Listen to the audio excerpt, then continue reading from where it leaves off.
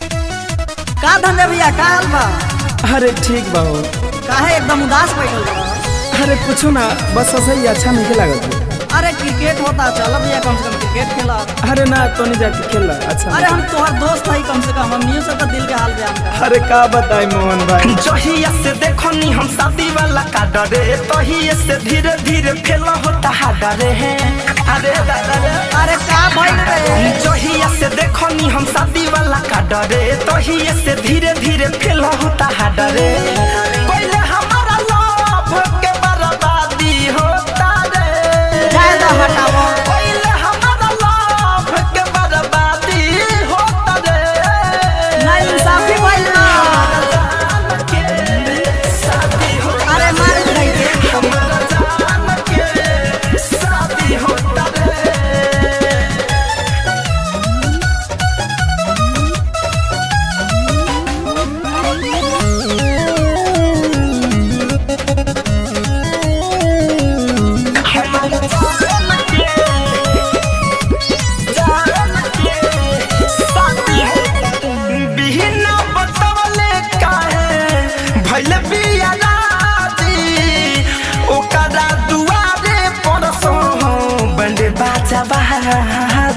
कोई सन के लड़की से प्यार करे रहल हती।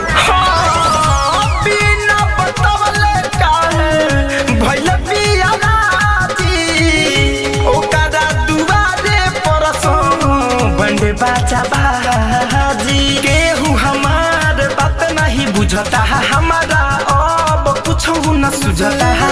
दिल में हमारा गम के आबादी होता रे, होइबे करी। दिल में हमारा गम के आबादी होता रे। हमारा सुगनी के शादी होता रे, बहुत बुरा बा। हमारा जान के शादी होता रे, हमारा जान के शादी होता रे, हमारा जान के शादी होता रे। हाँ हाँ उठता बे मानवा में कितना सवाल रे, कैसे जाइब देखे हम करे जाए महल रे।